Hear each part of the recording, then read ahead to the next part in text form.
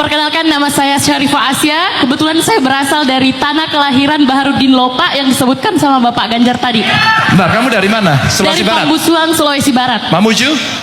Pambusuang, Pak. Kalau Mamuju itu provinsinya. Oke. Saya di Kabupaten. Di Kabupaten. Pulau Wali Mandar. Pulau Mandar? Pulau Wali Mandar, ya. Adek mahasiswa di Jogja? Mahasiswa Sekolah Tinggi Pariwisata API Yogyakarta. Oh. Oke. Silakan Adek. Baik, sebelumnya saya mohon maaf jika pertanyaan ini mungkin akan menyinggung atau bagaimana. Pertanyaan saya, bagaimana tanggapan Bapak soal isu presiden boneka? Dan bagaimana tanggapan Bapak mengenai citra PDIP di mata masyarakat saat ini yang kita tahu tanda kutip selalu jadi bahan ejekan di sosial media.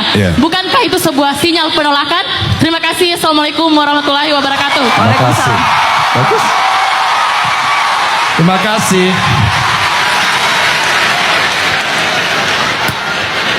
Presiden adalah presiden. Dia menjalankan amanat penuh dari konstitusi yang ada. Titik, tidak ada komanya. Oke? Dari waktu ke waktu, kamu bisa menilai bagaimana sebuah keputusan bisa diambil, seboneka apa mereka mendapatkan pengaruh dari luar.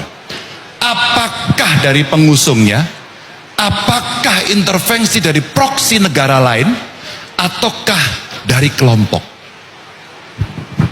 Kalau kemudian satu persatu bisa diperbandingkan, maka penilaian itu akan bisa kamu dapatkan. Tapi presiden adalah orang yang disumpah untuk menjalankan konstitusi. Dia punya independensi penuh. Mas Ganjar, Anda mau menanggapi pertanyaan kedua tadi? Soal citra PDI Perjuangan yang tadi disebutkan, apakah Anda ingin menanggapi? Oh, oke.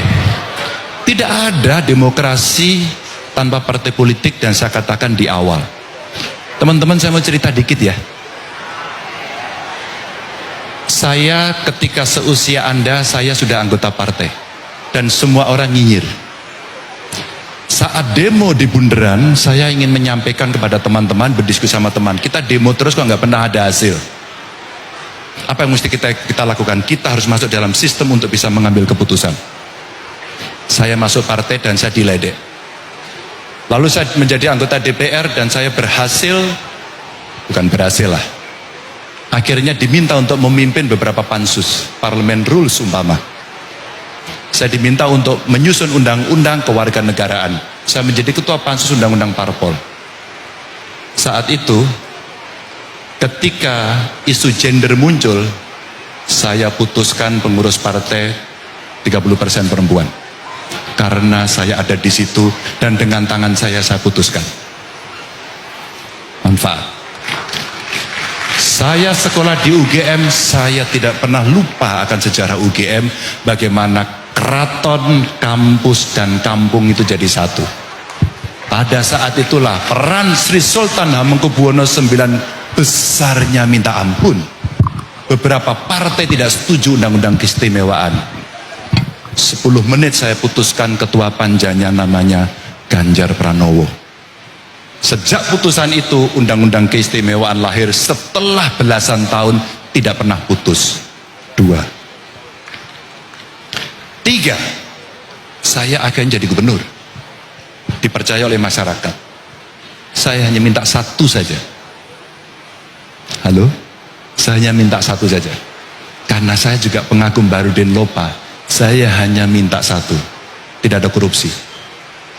Maaf, kemarin di UI saya ceritakan, saya harus mencopot 2 kepala dinas saya karena terindikasi korupsi, dan dia ngaku sebelum pengadilan karena saya harus berani memutuskan itu tanpa menunggu. Anti korupsi. Keempat, Baik. ketika tadi saya ceritakan ke Mbak Nana dan audiens, saya dari keluarga tidak mampu, Dek. Bagaimana agar anak-anak itu bisa bersekolah? Bagaimana dia bisa mengakses pendidikan? Dia dari keluarga tidak mampu. Saya keluarkan APBD. menanggung biaya mereka penuh 100%. Mereka di Jepang, mereka di Korea, mereka di perusahaan besar, dan dia jadi tulang punggung keluarganya untuk mengentaskan kemiskinan karena keputusan itu.